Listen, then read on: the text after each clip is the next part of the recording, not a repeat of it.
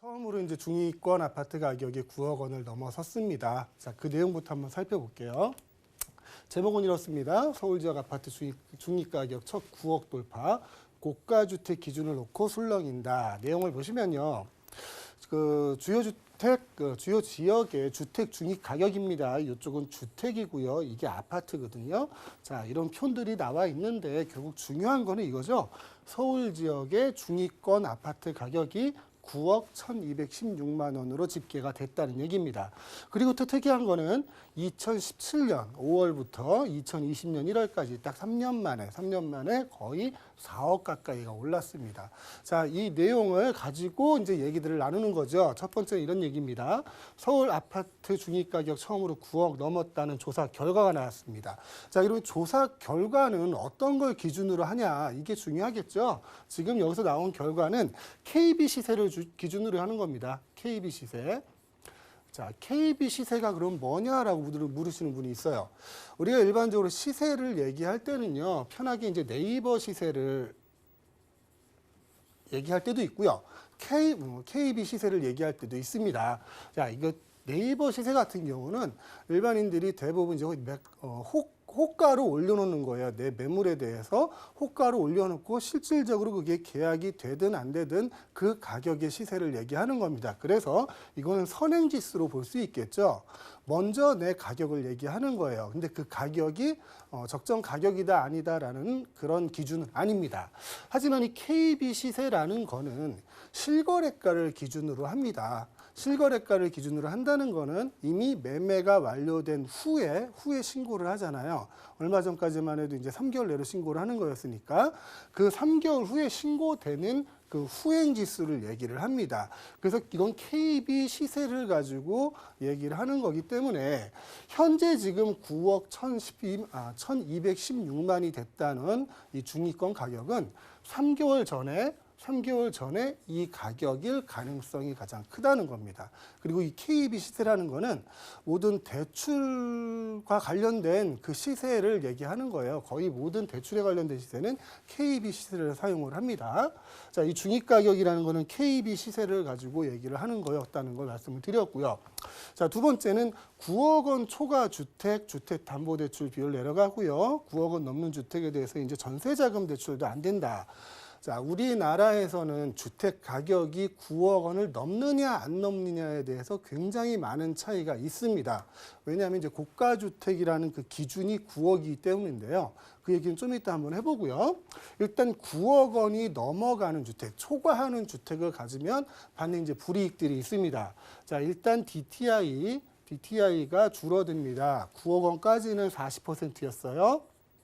근데 9억 원이 넘어가는 부분에 대해서는 20%밖에 받지 못합니다. 자, 이 DTI라는 거는 담보대출 비율이죠. 담보 비율이에요. 자, 내 집이 10억이라고 치면 40%를 인정받으면 4억을 대출을 받을 수 있다는 얘기고요.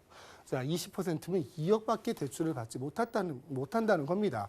그리고 9억 원을 초과하는 주택에 대해서는 DSR도 적용을 받습니다. DSR이라는 거는 이제 총부채 원리금 상환 비율이에요.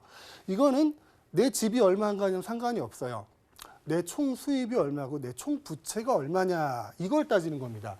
이거를 이제 은행권에서는 40%를 일괄 적용을 하고요.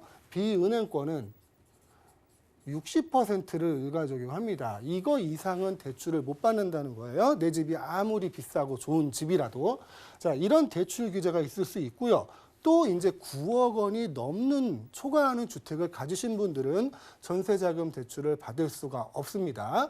또 9억 원이 되지 않는 집을 가지고 있다가 전세자금 대출을 받았는데 그 집이 9억 원을 초과했어요. 지금처럼 금액이 올라가서요. 그럴 경우는 즉시 전세자금 대출을 회수를 하게 됩니다. 기간은 2주죠. 2주 내로 회수를 해야 되고요.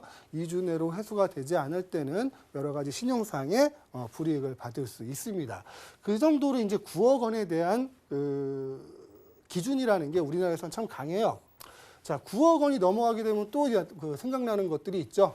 1가구 1주택자라 할지라도 양도소득세 부과 대상이 됩니다. 또 1가구 1주택자라 하더라도 종합부동산세에 대한 부과 대상이 되는 거예요. 자, 우리나라에서 9억 원이 넘는 주택을 가지고 있다는 거는 종합부동산세, 즉 부유세를 내는 대상이 된다는 겁니다. 자, 9억 원을 넘는 집이 있다는 거는 부유세를 내는 대상이기 때문에 서울에 아파트를 가지고 계신 분들 그 절반 이상은 부유세를 납부하셔야 된다는 그런 의미가 되는 겁니다. 자, 다음 내용은요.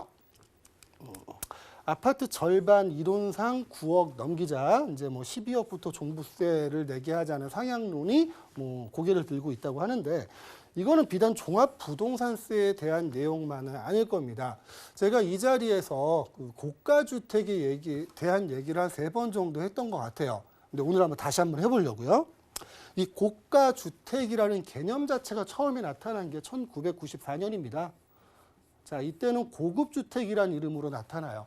고급주택이라는 이름으로 나타나고 165평방미터의 양도 가액이 5억 원을 초과하는 집에 대해서 고급주택이라는 이름으로 부르고 그만큼의 세제상의 불이익을 줬습니다. 자, 이제 94년이 지나서요.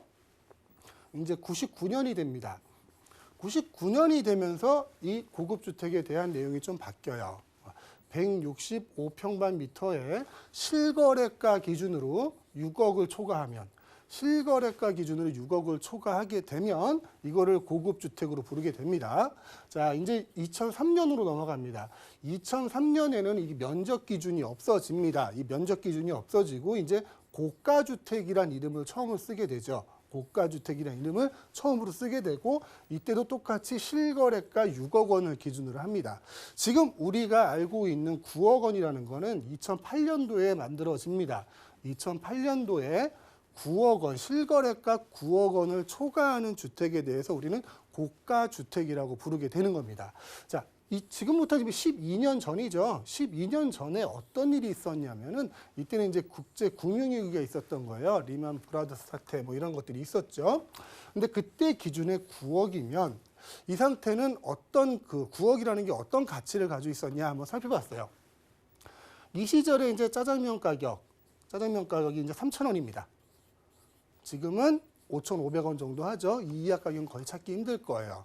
자, 이때 서울의 중위권 아파트 가격은 4억 초반이었어요. 근데 지금은 9억 초반이 됐죠. 12년 동안에 5억이 올랐습니다. 12년 동안 5억이 올랐는데 최근 3년간 3억이 올랐고요. 여하튼 간에 12년 전에 4억 초반에 서울 아파트 중위권 가격을 가지고 있을 때 9억 원이 고가주택이었다는 얘기예요. 이때 코스피 지수가 어땠냐면 종합 주가 지수가 1114인가 이랬어요. 40인가 이 정도. 근데 지금은 2110인가 그 정도 하죠. 거의 모든 물가가 2배가량 올랐습니다. 2배가량 올랐는데 오로지 변치 않았던 거는 이 9억. 이 9억이라는 고가주택의 기준만 변하지 않았던 거예요. 자, 고가주택의 기준이 변하지 않았다는 거는 어떤 식으로 해석될 수 있냐면요. 세금을 훨씬 더 많이 내게 된다는 겁니다. 세금을. 12년 전에 고가주택이라는 그 9억 원의 기준을 가지고 지금 현실화하지 않는다면 결국 현재의 정부는 세금을 더 걷기 위해서 고가주택의 기준을 안 올리고 있다라고밖에 생각을 할 수밖에 없는 거죠. 모든 게 올랐어요.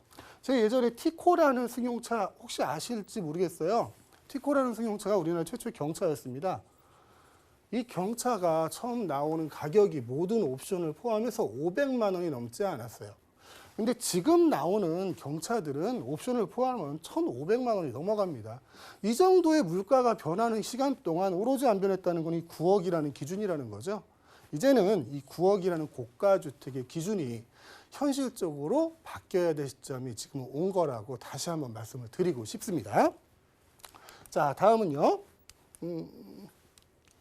안 넘어가네요. 다음 내용은. 자, 다음 내용은 좀 이래요. 지금 이 9억이라는 그 고가주택의 기준을 가지고 정부는 이렇게 얘기를 합니다.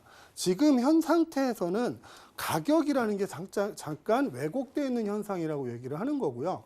시장에선 이렇게 얘기를 해요. 조세 정의가 지금 위배되고 있다라고 얘기를 합니다.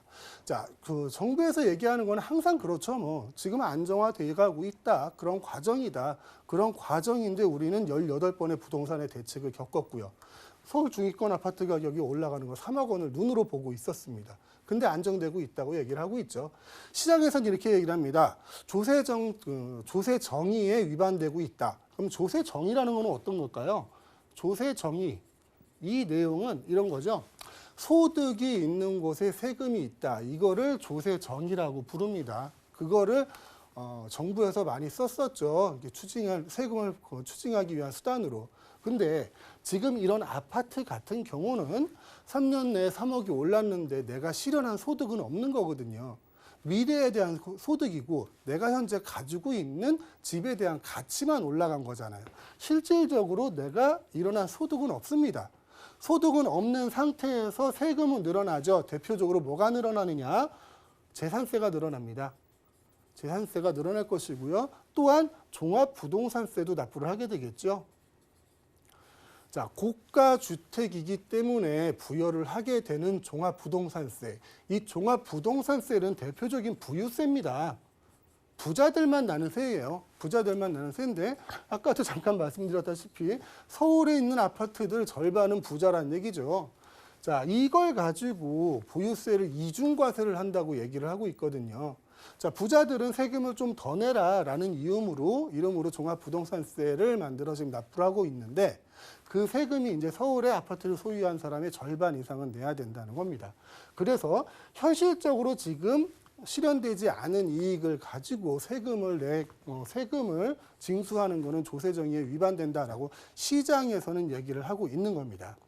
자, 이런 내용을 가지고 지금 시중에 한간에 말들이 많습니다. 아까 제가 말씀드렸던 것처럼 이 9억 원이라는 서울 아파트의 중위가격, 이 중위가격에 대해서 현실화돼야 된다는 얘기고요. 그리고 그 9억 원이 넘어가는 부분에 대해서 아까 말씀드렸다시피 부유세라는 기준이 종합부동산세, 이 종합부동산세를 부과하는 기준이 9억 원이 됐다는데 이 9억 원에 대한 현실적인 보완 방법이 꼭 필요하지 않을까라고 생각을 합니다.